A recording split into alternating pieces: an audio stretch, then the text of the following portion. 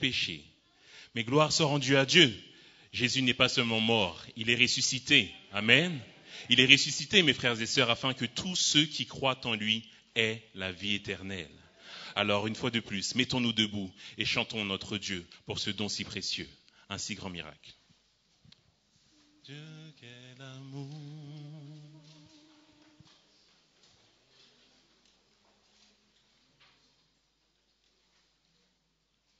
3, 4.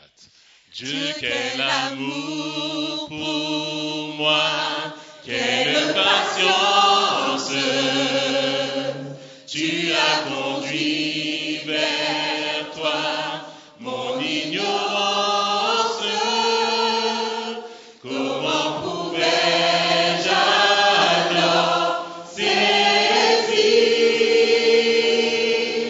ce que ton cœur voulait m'offrir? Un si grand miracle, un don si précieux, ta mort à la Pâque nous ouvre les yeux. Ton salut remplace ma condamnation, mon péché s'efface par ta rédemption. Loué sois-tu, Dieu Tout-Puissant.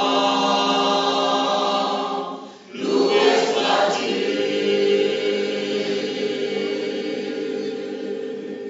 Avec plus de vie. Ce don si merveilleux, comment le vivre sans le répandre à ceux qui veulent te suivre sur les chemins où ils s'égarent, loin de la vie et de l'espoir.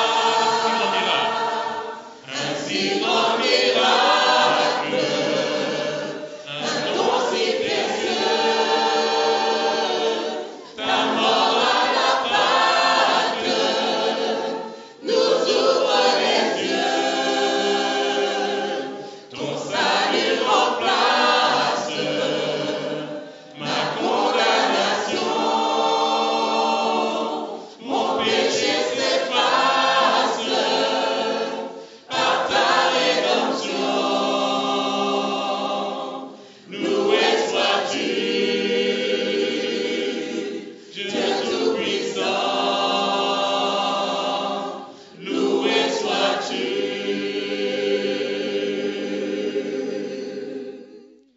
Il est exalté, le roi est au-dessus des cieux. Amen. Poursuivons notre doxologie avec ce chant. Il est exalté, le roi est au-dessus des cieux. Il est exalté. 3, 4. Il est exalté, le roi est au-dessus des cieux.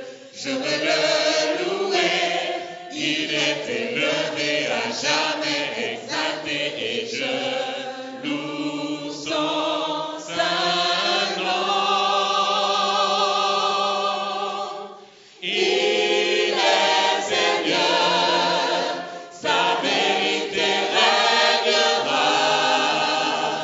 Tout l'univers se réjouit dans son saint nom. Il est exalté, le roi est au-dessus des cieux.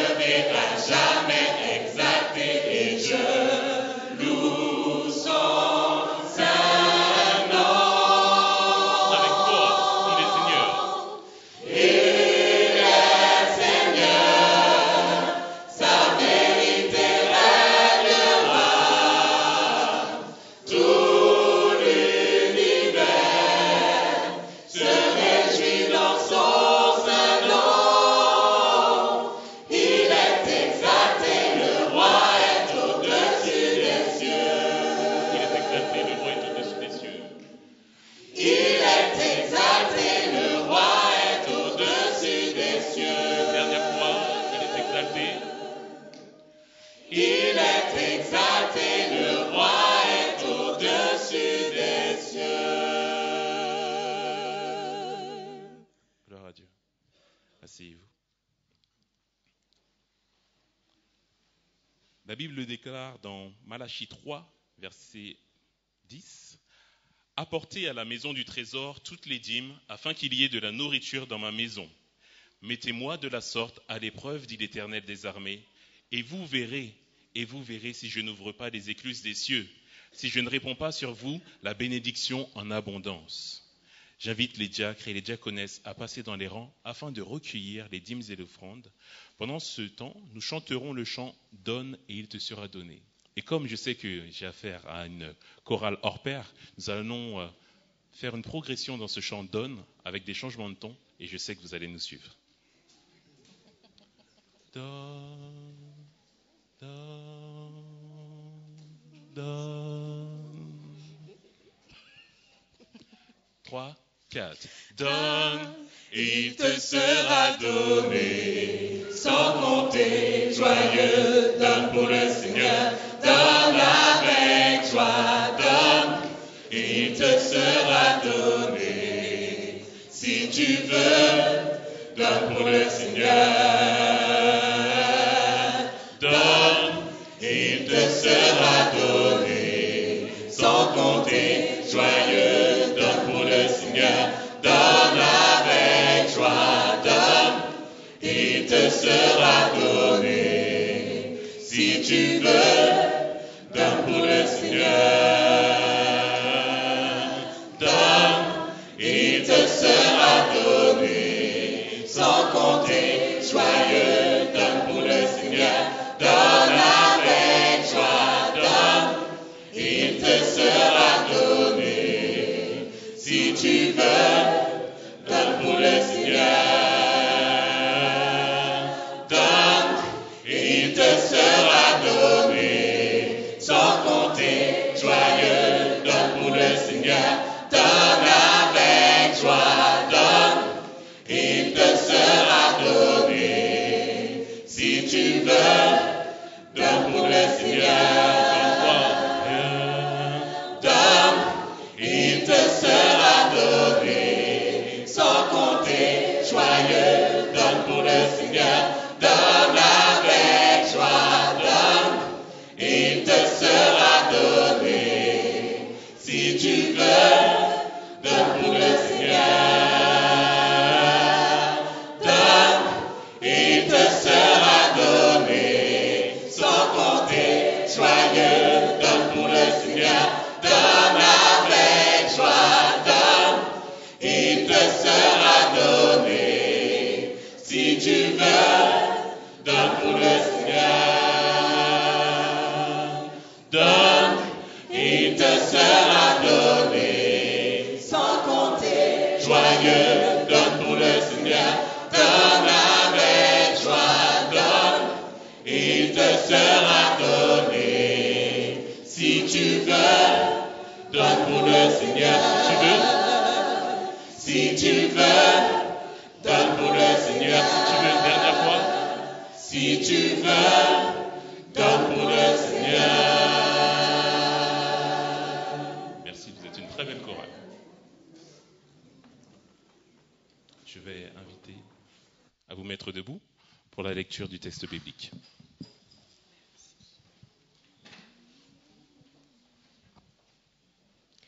Le texte de base se trouve dans le livre de Luc au chapitre 11 et au verset 5 à 14. Il dit : Il leur dit encore : Supposons que l'un de vous est un ami et qu'il aille le trouver au milieu de la nuit pour lui dire : Mon ami, prête-moi 3 pains, car un de mes amis est arrivé de voyage chez moi et je n'ai rien à lui offrir. Supposons que, de l'intérieur de sa maison, cet ami lui réponde : Ne m'ennuie pas, la porte est déjà fermée. Mes enfants et moi sommes au lit. Je ne peux pas me lever pour te donner des pains. Je vous le dis, même s'il ne se lève pas pour les lui donner, parce que c'est son ami, il se lèvera à cause de son insistance et lui donnera tout ce dont il a besoin. Et moi, je vous dis, demandez et l'on vous donnera. Cherchez et vous trouverez. Frappez et l'on vous nous ouvrira. En effet, Tous ceux qui demandent reçoivent, celui qui cherche trouve, et l'on ouvrira à celui qui frappe. Quel père parmi vous donnera une pierre à son fils s'il lui demande du pain? Ou bien, s'il demande un poisson, lui donnera-t-il un serpent au lieu d'un poisson? Ou bien, s'il demande un œuf, lui donnera-t-il un scorpion? Si donc, mauvais comme vous l'êtes, vous savez donner de bonnes choses à vos enfants, le Père céleste donnera d'autant plus volontiers le Saint-Esprit à ceux qui le lui demandent. Jésus chassa un démon qui était muet. Lorsque le démon fut sorti, le muet se mit à parler et la foule fut dans l'admiration. Amen.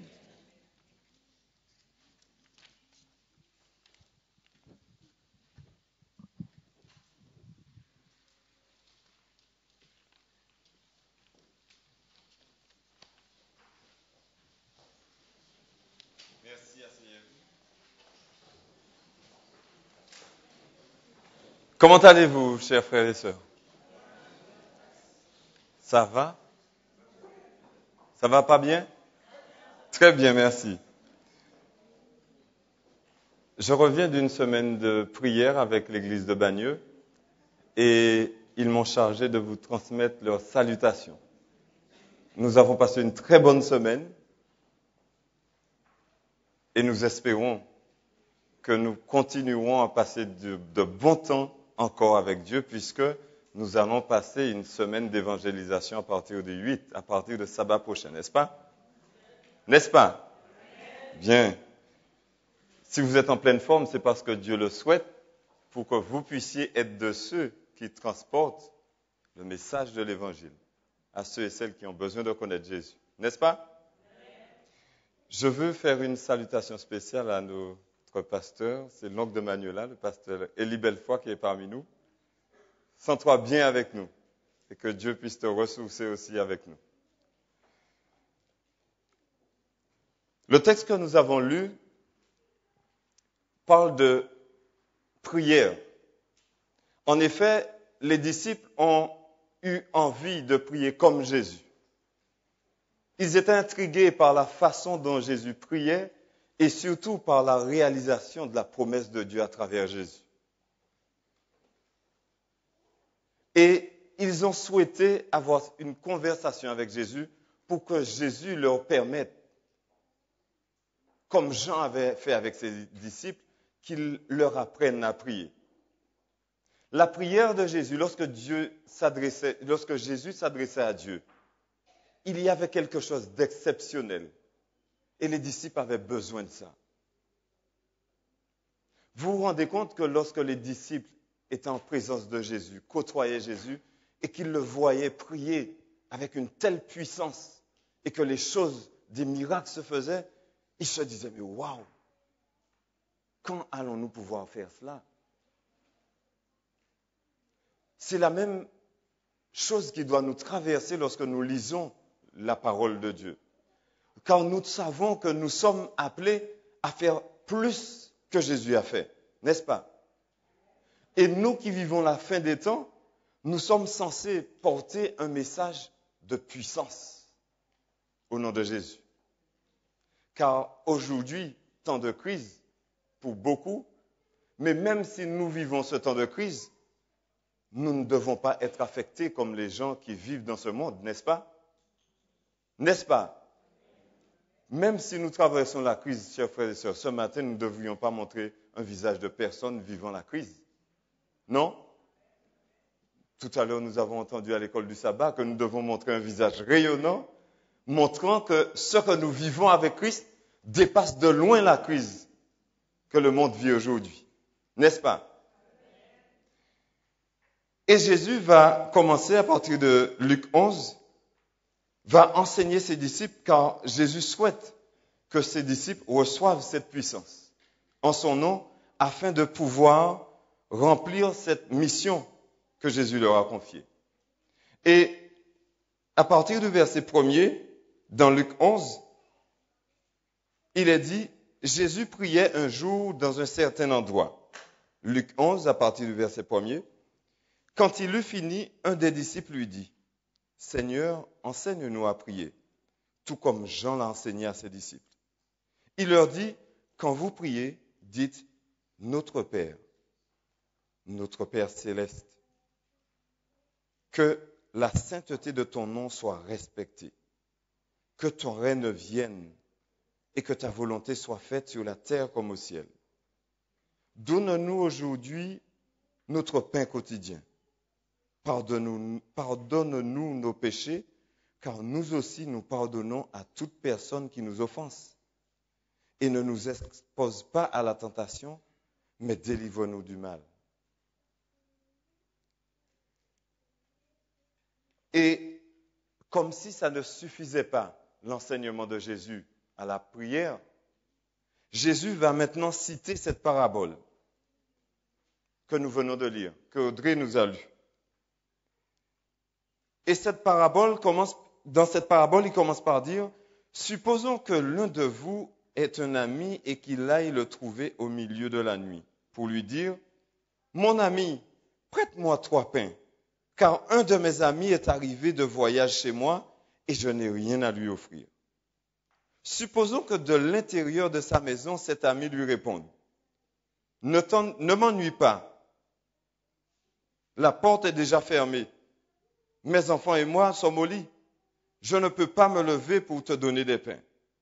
Au verset 8, je vous le dis, même s'il ne se lève pas pour les lui donner, parce que c'est son ami, il se lèvera à cause de son insistance et lui donnera tout ce dont il a besoin.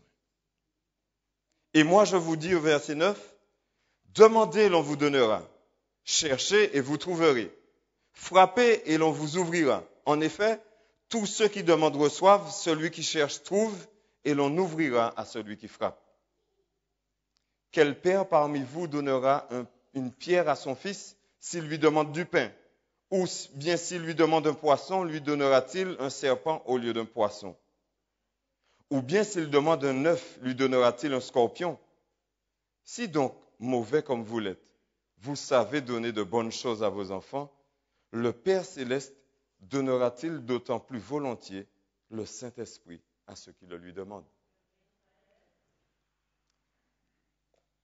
Chers frères et sœurs, à la question « Enseigne-nous à prier », Jésus va bien donc donner ce que nous appelons l'oraison dominicale, notre Père qui est aux cieux, que ton nom soit sanctifié.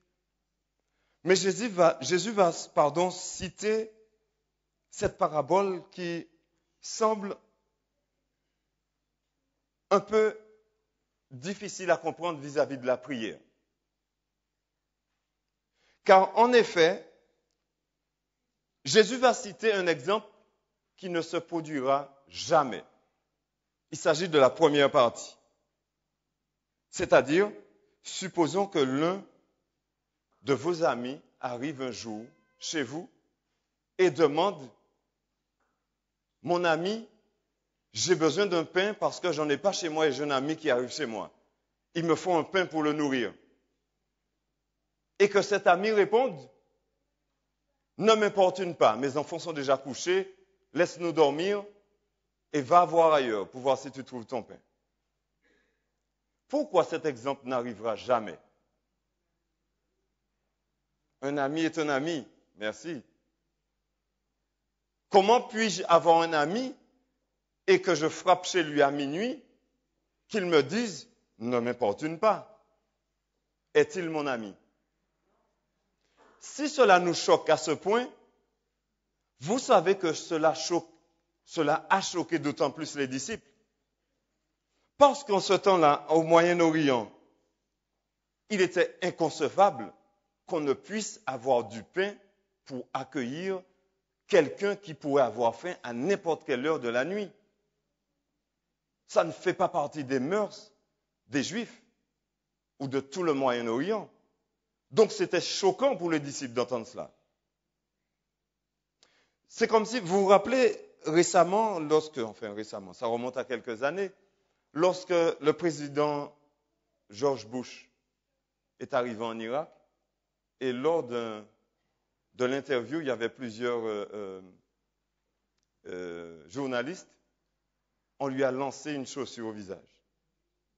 Bien sûr, il n'en a pas eu parce que c'est d'abord un militaire, il a su esquiver. Cela a été choquant pour le peuple américain. C'était une insulte. Mais pour tout le monde entier, c'était une insulte. Comment pouvait-on agresser sur les ondes comme cela un président? Et d'autant plus le président américain.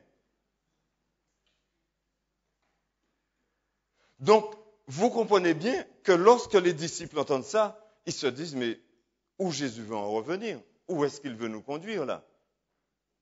Imaginez que vous soyez aux Antilles, pour ceux qui connaissent bien les Antilles, que vous arrivez et que vous entendiez dire sur le journal qu'on a retrouvé quelqu'un mort au bord de la mer ou ailleurs, peut-être en forêt. Il est mort de faim parce qu'il n'avait pas mangé depuis des mois. Alors, bien sûr, ça pourrait arriver parce que cette personne a souhaité faire une grève de la faim. Parce qu'on ne peut pas accepter cette idée qu'on soit aux Antilles, même si nous sommes en période de crise, et que quelqu'un meurt de faim. Ce n'est pas normal. Même si nos ennemis arriveraient un jour en frappant à la porte, on pourrait lui donner à manger, parce que c'est de notre culture antillaise, n'est-ce pas?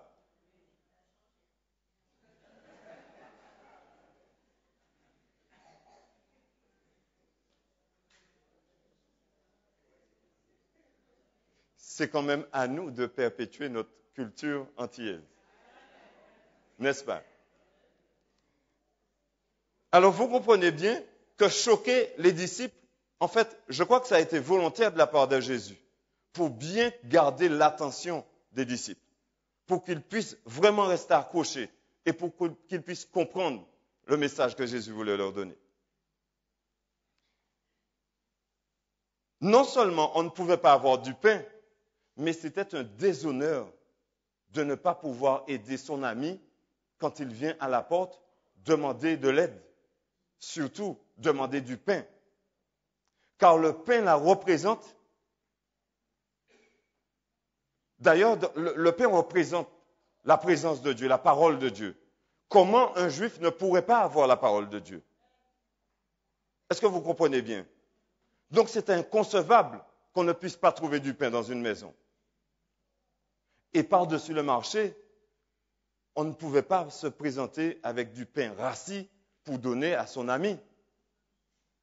C'est très important ça, chers frères et sœurs. Même si nous avions déjà consommé ce que nous avons, mais il y avait toujours une ration de plus pour que quelqu'un qui pourrait arriver à n'importe quelle heure de la nuit pourrait se restaurer. Même s'il n'était pas non plus correct qu'à 7 heures de la nuit, quelqu'un puisse se lever pour aller chez un ami, pour frapper à la porte lui demandant du pain. Donc il y a beaucoup de choses qui ne paraissent pas normales aux yeux des disciples. Mais ils sont là, ils attendent parce qu'ils veulent comprendre d'où vient cette puissance de Jésus, bien qu'ils le sachent au départ qu'elle vienne de Dieu.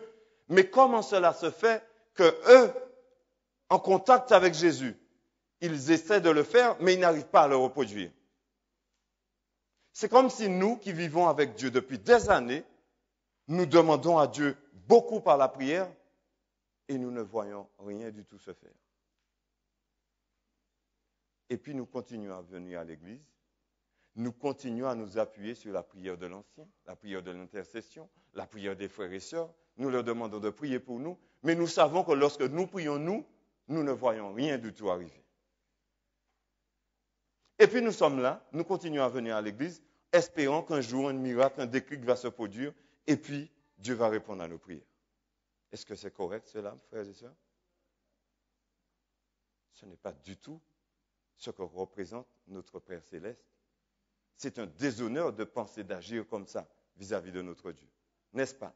Ne serait-ce qu'avoir cette attitude en espérant qu'un jour nous soyons bénis de Dieu, cela démontre que nous ne connaissons pas notre Dieu. N'est-ce pas? Vous savez, le pain chez les Juifs au Moyen-Orient, cela représente la cuillère, le couteau, le couvert. On ne peut pas manquer de ça. Ça, il faut bien comprendre cela. Ce n'est pas normal que ça puisse manquer dans une maison. Le pain. Peut-être moi, je comprendrais ça bien mieux que vous parce que j'ai épousé une femme qui a habité à côté d'une boulangerie toute sa vie. Et croyez-moi, on ne peut pas manquer de pain à la maison. Parce qu'elle aime le pain. Et je crois qu'elle aime Dieu comme elle aime le pain. C'est une bénédiction. C'est une grâce de Dieu d'avoir une femme qui aime Dieu. Cela nous permet toujours de nous remettre en question et de nous repositionner par rapport à notre Dieu. Donc, ne pas avoir de pain dans la maison, c'était un déshonneur pour les disciples, pour le Moyen-Orient. Chers frères et sœurs, comprenons bien une chose. Si nous sommes les disciples de Dieu, les disciples de Jésus-Christ, et que nous soyons responsables de dispenser le pain de Dieu à ceux qui nous entourent, et que lorsqu'ils viennent chez nous frapper à notre porte, ils ne puissent trouver du pain à satiété, chers frères et sœurs, nous avons un problème.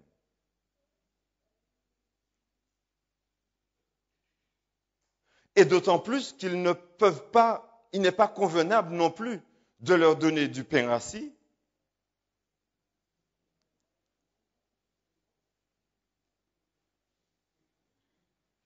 Car en réalité, le pain représente la manne de Dieu. Nous avons dit tout à l'heure la parole de Dieu, ou bien plus le Saint-Esprit de Dieu. Alors comment pouvons-nous imaginer que nous sommes des hommes et des femmes qui passons du temps avec notre Dieu et que lorsque quelqu'un ait besoin d'un témoignage, nous puissions aller dans notre bibliothèque et nous cherchons un témoignage que nous avons vécu depuis 20 ans, depuis 30 ans. Et puis nous venons lui raconter, vous savez, Dieu est bon. Lorsque j'avais 10 ans, Dieu m'a béni.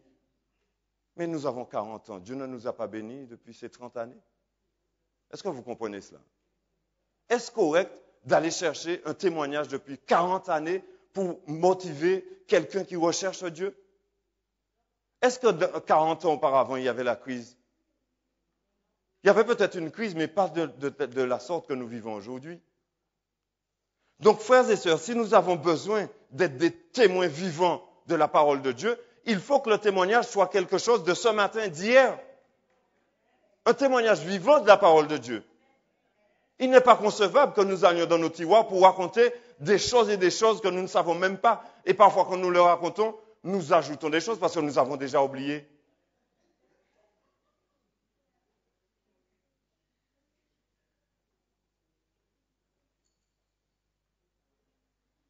Chers frères et sœurs, nous devons essayer de faire vivre à nos contemporains, nos amis, nos parents, ceux qui nous côtoient, un témoignage le plus vivant et le plus frais possible.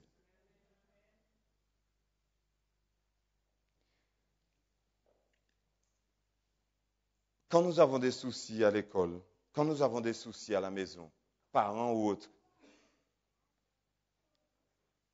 nous essayons toujours de regarder au plus profond de nous-mêmes et nous nous disons, quand papa et maman avaient tel problème, on essayait de... Comment ils faisaient? Ah, on va essayer ça. On va essayer ci, on va essayer ça.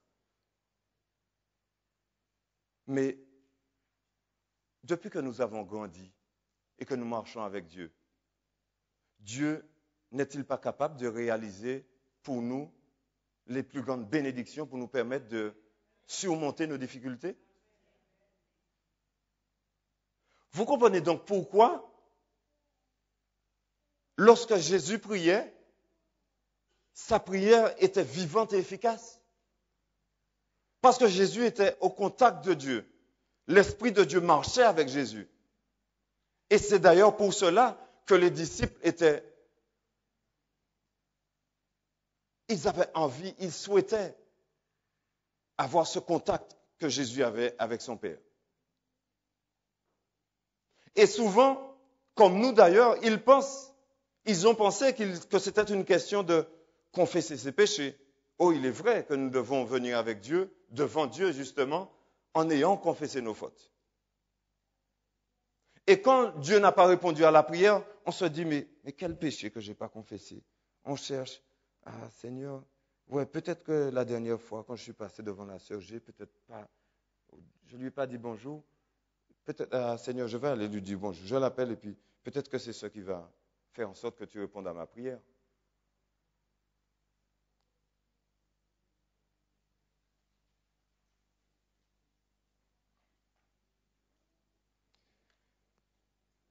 Chers frères et sœurs, l'ingéniosité humaine n'est pas suffisante pour répondre aux besoins des gens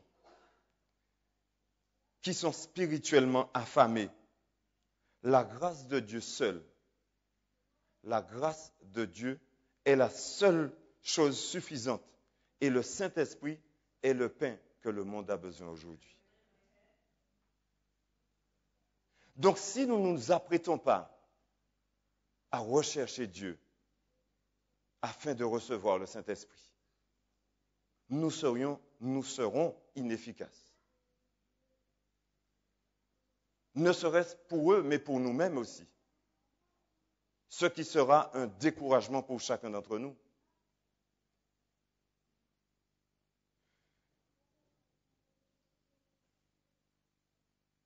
Et tant que nous n'allons pas réaliser ceci, nous n'allons pas comprendre qu'il nous faut rechercher Dieu aujourd'hui et rechercher la puissance du Saint-Esprit dans nos vies. Tout ce que nous allons donner à nos enfants, à nos voisins, ce seront des scorpions et des serpents. Des témoignages qui soient bâclés depuis une quarantaine d'années, qui ne va pas produire quoi que ce soit dans leur vie. Parce que nous ne sommes pas prêts à leur donner le Saint-Esprit aujourd'hui.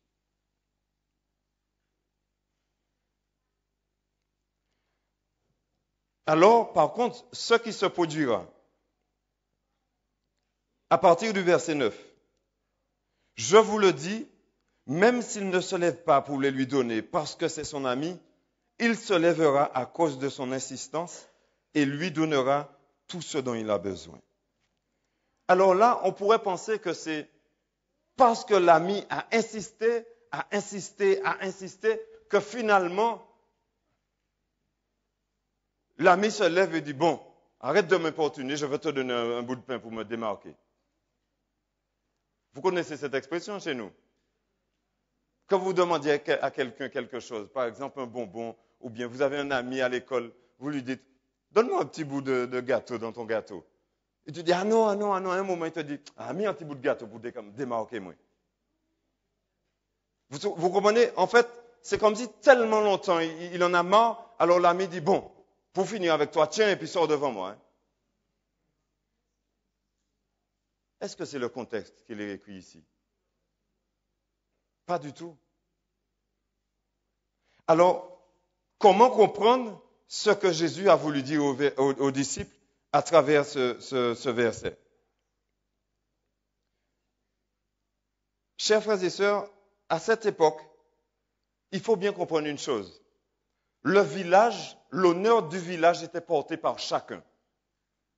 C'est-à-dire, si quelqu'un arrivait dans le village et ne pouvait trouver à manger chez une personne, eh bien, il faisait exactement comme l'ami.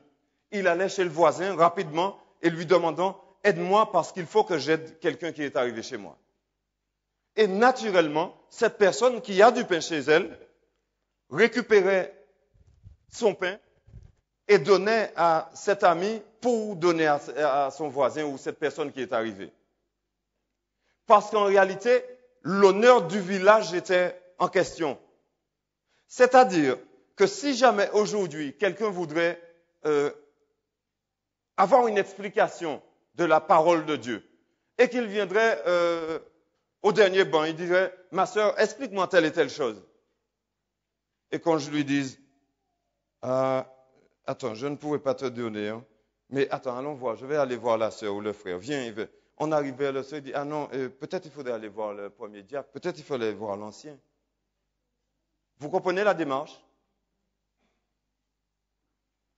à ce moment-là, est-ce que l'honneur de l'Église est en jeu?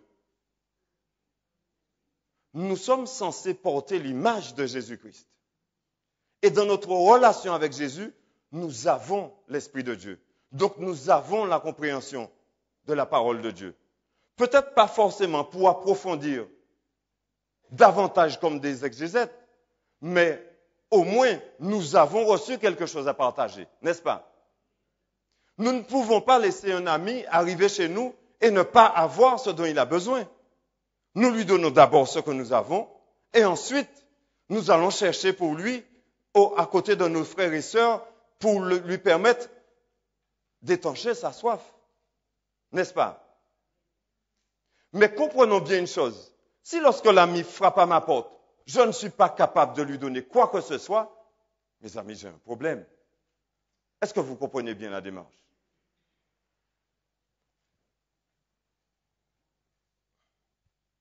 Vous savez, dans le village en ce temps-là, il y avait un four en commun, ou peut-être 3 ou 4 fours.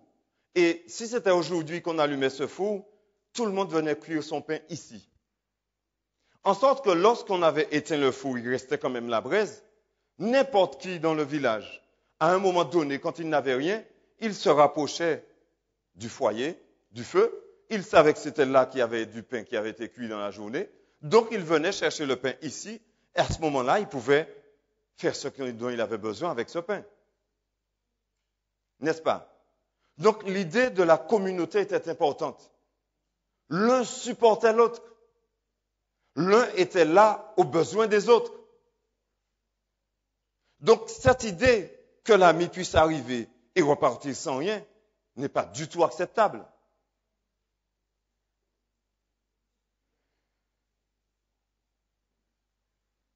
Nous avons dit tout à l'heure au verset 5 que si c'est un ami qui vient, c'est-à-dire qu'il a une bonne relation avec l'autre ami.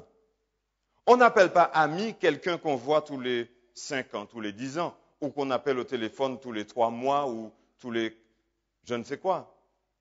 Un ami, c'est quelqu'un avec lequel vous avez une relation au quotidien. Vous ne pouvez pas vous passer, une journée ne peut se passer pour que vous ayez contact avec lui. Est-ce que vous comprenez? Donc, si vous venez au chevet de cet ami, c'est que vous êtes sûr que vous allez obtenir ce dont vous avez besoin, n'est-ce pas? Au verset 7, il y a un élément nouveau. Et c'est là que les disciples ont cette petite incompréhension. C'est quand la personne répond « Va-t'en, tu m'importunes ». C'est inconcevable que vous puissiez avoir un ami, que vous arrivez à minuit, vous êtes en détresse et que votre ami vous dise « Va-t'en ». Ça ne peut arriver. Pour les disciples, ça ne peut arriver. Et pour nous, peuple de Dieu, ça ne doit pas arriver. Il arrive parfois que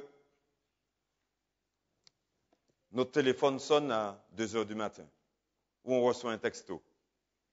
Parfois, je réponds et on me dit mais mon frère, tu ne dors pas, tu envoies des textos à 2 heures du matin, à 3 heures du matin. Mais si Dieu permet que je sois éveillé parce que quelqu'un a besoin, qu'est-ce que ça me coûte de répondre un texto pour encourager quelqu'un qui est dans le besoin?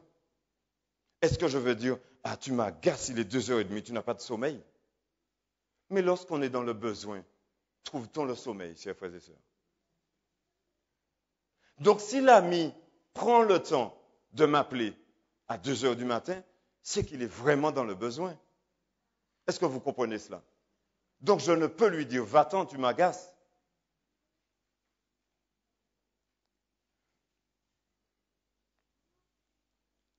Alors, à partir du verset 8, je disais, s'il ne se lève pas pour le lui donner parce que c'est son ami, Il se lèvera à cause de son insistance et lui donnera ce dont il a besoin. Il se lèvera à cause de son insistance. Chers frères et sœurs, là se trouve l'élément important. Ce n'est pas la persévérance du quémandeur qui fait qu'il va obtenir ce dont il est venu chercher, ce dont l'ami est venu chercher. Ce n'est pas non plus la relation qu'ils partageaient entre eux qui fera qu'ils repartent avec ce dont il avait besoin. Et c'est là l'élément important. C'est une question d'honneur. Vous avez bien entendu?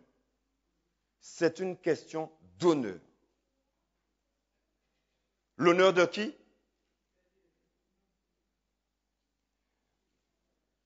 Effectivement, parce que cet ami qui va se lever pour donner à l'autre ce dont il a besoin, il s'agit de Dieu. Et pourquoi il va donner? Est-ce que c'est parce que je vais insister, Seigneur, donne-moi ça, s'il te plaît? C'est parce que c'est son honneur qui est en jeu. C'est de son caractère de donner. C'est de sa personnalité d'aimer et de donner. C'est pour cela que même si on ne va pas demander, il va donner. Voir quand nous allons demander. Parce que c'est son honneur qui est en jeu. Il est Dieu, il est bon. Il ne peut se permettre que quelqu'un vienne à sa maison, à son chevet, et reparte disant, j'ai demandé à Dieu quelque chose, il ne m'a pas donné. Est-ce que vous comprenez ça, chers frères et sœurs? Alors, nous devrions nous poser une question. Comment cela se fait-il que je me permette parfois de dire en tant qu'enfant de Dieu, je demande quelque chose à Dieu et il ne me répond pas, il ne me le donne pas? Dieu a-t-il un problème, chers frères et sœurs? Le caractère de Dieu a-t-il changé? Il est le même hier, aujourd'hui et éternellement. Donc s'il y a un problème, cela vient-il de nous, n'est-ce pas?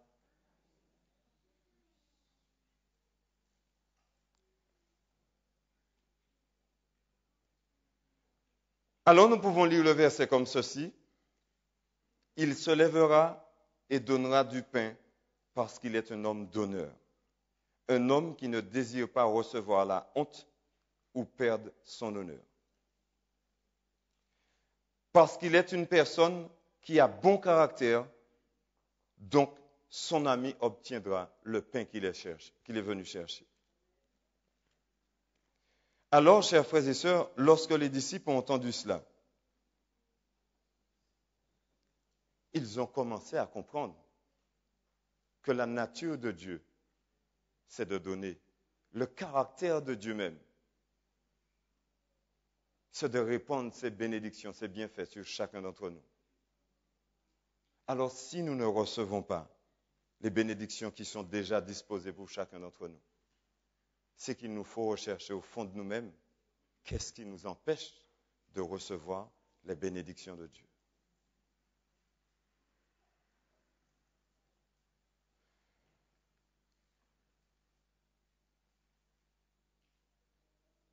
Le caractère de Dieu est beaucoup plus que notre performance.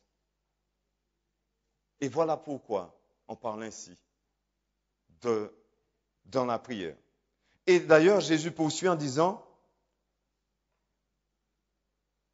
demandez et l'on vous donnera. Lorsque nous sommes entrés dans cette démarche, à partir de ce moment-là, vous demandez et Dieu nous donnera. Vous frapperez à la porte et l'on vous ouvrira. Vous chercherez et vous trouverez. Parce que celui qui est là, qui donne, est celui qui donne par excellence. Frères et sœurs, j'ai déjà envie de vous entendre demander à partir de maintenant. parce que je crois que vous recevrez les bénédictions de Dieu, partant du fait que vous avez compris maintenant comment nous devrions demander.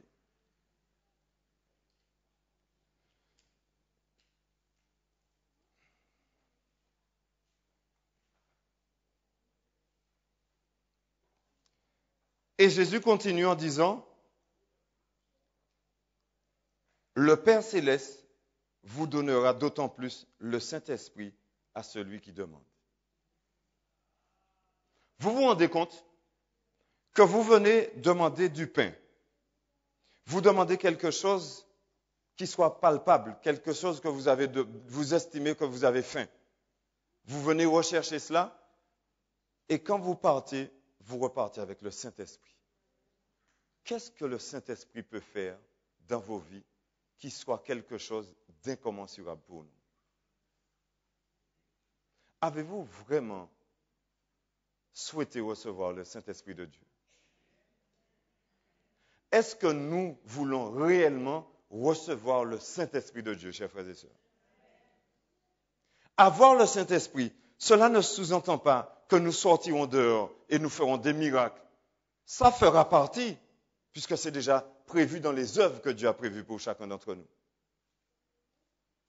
Mais avoir le Saint-Esprit de Dieu nous permettra d'avoir une telle paix, comme disait tout à l'heure Élodie, que lorsque nous marcherons dans la rue, les gens nous observeront et puis viendront nous dire, mais emmenez-nous là où vous avez trouvé cette sérénité, cette tranquillité, parce que nous en avons besoin aujourd'hui.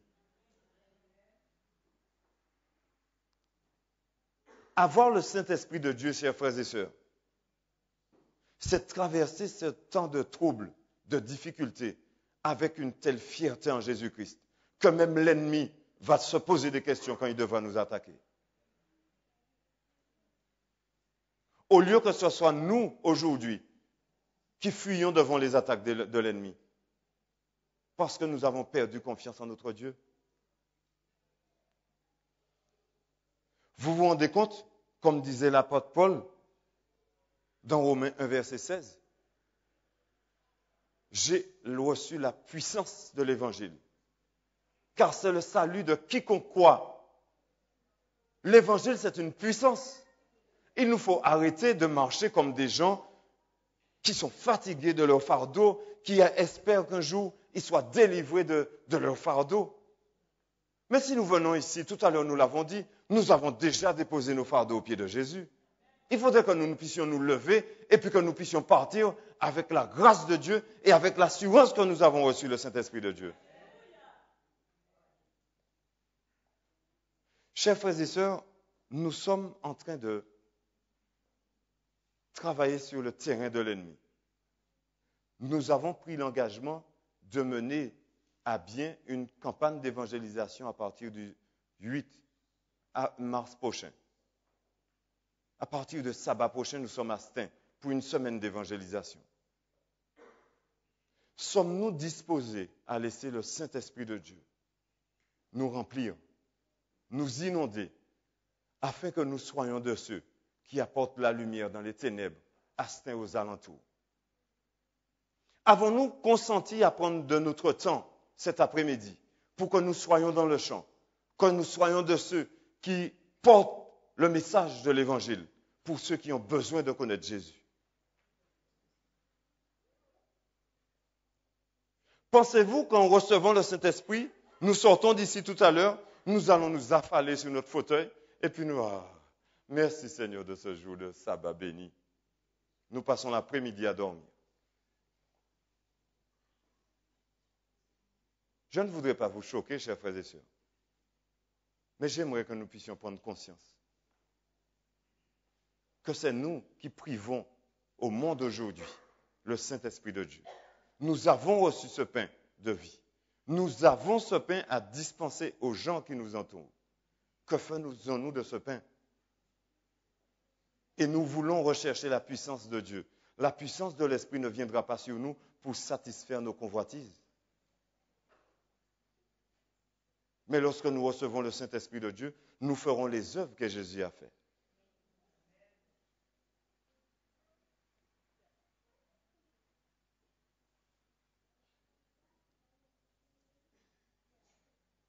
Alors, dans cette histoire, nous sommes ceux qui sommes arrivés affamés à minuit.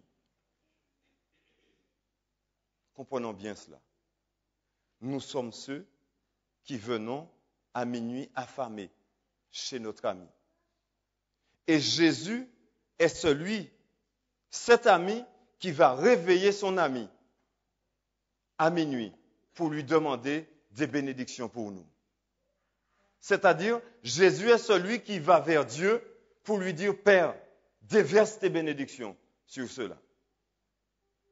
Et comprenez bien, chers frères et sœurs, que lorsque Jésus prie, cela est inconcevable que la bénédiction ne puisse pas descendre sur nous. Faisons bien attention à cela.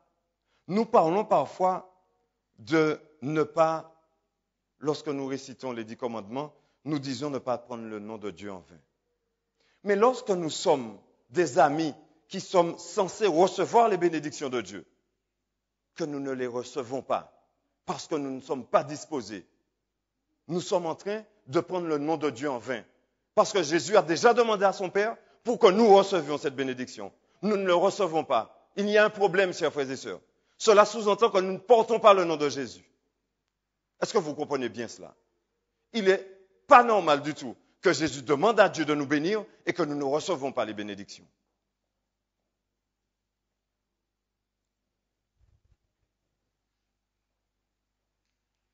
Et parce que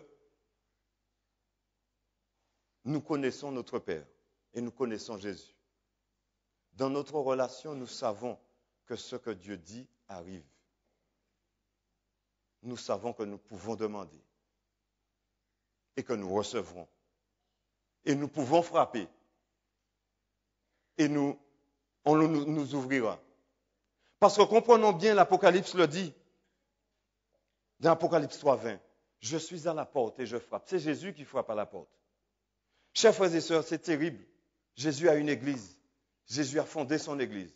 Et Jésus se trouve à la porte de l'église, frappant la porte de notre cœur, disant, ouvrez, je veux entrer, je voudrais que vous puissiez être de ceux qui portent mon évangile. Vous vous rendez compte de cela? Jésus se trouve à l'extérieur de son église pour supplier à son église, ouvre-moi, je veux faire du bien à mon peuple et je veux faire du bien à vos contemporains. Chers frères et sœurs, je crois qu'il est temps aujourd'hui de nous remettre en question et de dire à Dieu, Seigneur, je te demande pardon parce que j'ai été incrédule.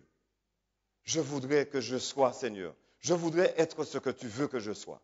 Alors si vous voulez faire cette prière avec moi, je vous invite à vous mettre debout. Et ne vous mettez pas debout parce que les autres se mettent debout, mais mettez-vous debout parce que vous avez envie que Jésus réalise quelque chose dans vos vies. Afin que lorsque vous demandez, vous recevrez. Que vous puissiez frapper aux portes et qu'on vous ouvre. Il est hors de question qu'aujourd'hui nous puissions frapper aux portes et que la mairie nous dise qu'il n'y a pas de lieu pour vous ici à Pierrefitte. On ne trouve pas de lieu. Ce n'est pas normal, chers frères et sœurs. Ça fait déjà plus de 10 ans que nous cherchons un lieu. Ce n'est pas normal. Dieu nous aurait-il oubliés? Dieu serait-il endormi?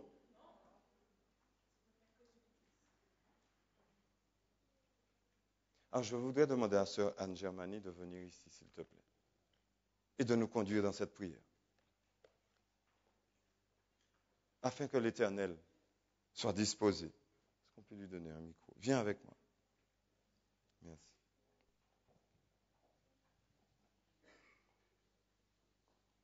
Et que l'Éternel puisse trouver en nous des hommes et des femmes disposés à le servir et à lui rester fidèles. Prions ensemble. Notre Père et notre Dieu, nous sommes venus dans ton lieu de culte ce matin.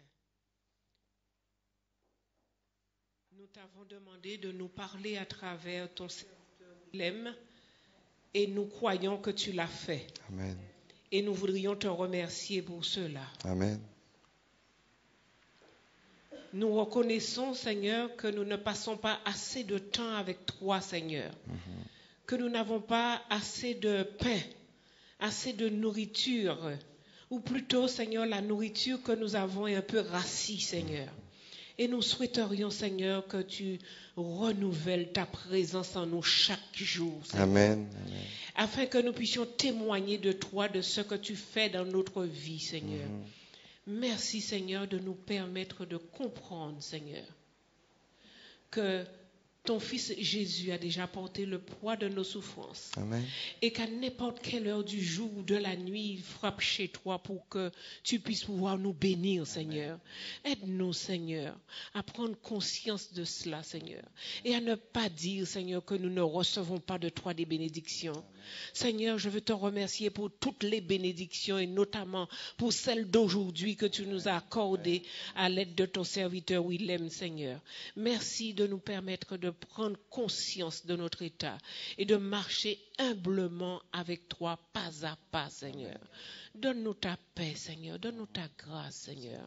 Et Seigneur, ouvre les portes pour nous, Seigneur. Étends nos cordages, Seigneur, afin que ton nom puisse être connu dans la ville de Pierrefitte, mais notamment dans la ville de Stein, Seigneur. Fais-nous du bien au-delà de ce que nous te demandons. Au nom de Jésus. Amen. Merci.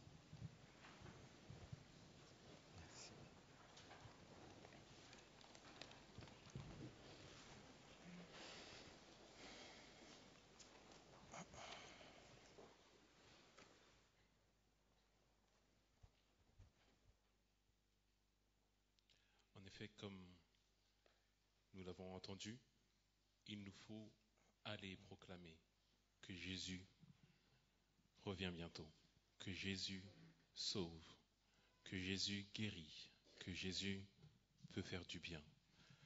Et pas demain, pas après-demain, aujourd'hui, maintenant. Je vais vous inviter à prendre avec moi les paroles du cantique 215, les strophes 1 et 2. Entends-tu le chant joyeux? Jésus sauve aujourd'hui.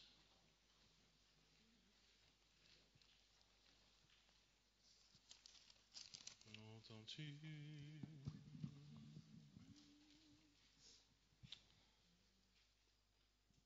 3, 4. Entends-tu le chant joyeux? Jésus sauve aujourd'hui. Il retentit en tout lieu. Jésus sauve aujourd'hui. C'est un cri de délivrance, un cantique d'espérance qui remplit l'espace immense. Jésus sauve aujourd'hui. Partout élève la voix. Jésus sauve aujourd'hui. Vaillant héros de la croix. Jésus sauve aujourd'hui. À parler, Jésus t'appelle. Répands au loin la nouvelle.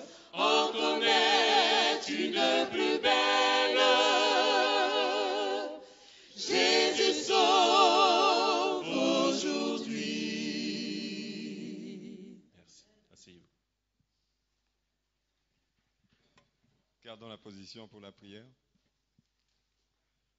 Seigneur, notre Dieu et notre Père céleste, vraiment, Seigneur, nous souhaitons te dire qu'une chose. Sauve-nous, Seigneur, de peur que nous ne périssions. Nous avons besoin de ton salut, mais nous avons besoin du réveil au plus profond de nous-mêmes. Alors donne-nous ton Saint-Esprit, Seigneur, afin que nous puissions marcher en nouveauté de vie avec toi, afin de vaincre, Seigneur, au nom de Jésus avec toi. Amen. Seigneur, dirige et sanctifie. Seigneur. 3, 4. Seigneur, dirige et sanctifie toute la vie de tes enfants.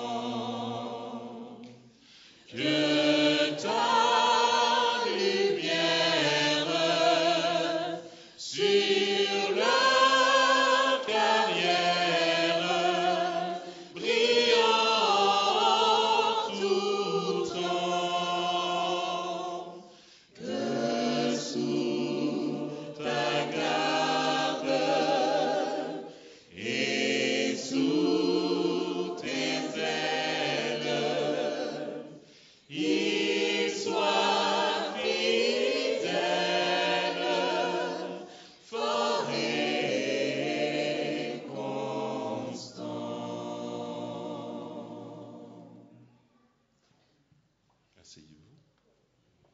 Gardez la position pour la bénédiction.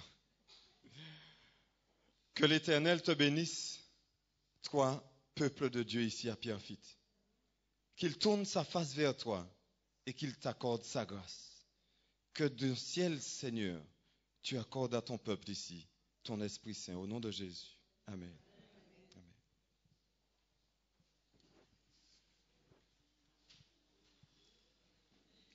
Voilà, cette fois c'est bon, vous êtes assis. Alors que ce culte touche à sa fin, j'aimerais sensibiliser tout un chacun sur notre objectif, comme Élodie nous l'a dit. Nous sommes des chrétiens, nous devons être heureux, nous devons proclamer que Jésus revient bientôt, nous devons annoncer que Jésus revient bientôt. Et nous devons ne pas hésiter, tout simplement même dans les moments difficiles, à louer le nom de notre Seigneur.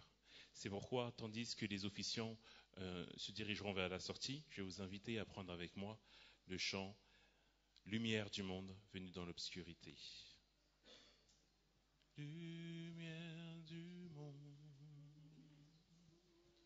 3, 4. Lumière du monde, venue dans l'obscurité, tu m'ouvres les yeux et je vois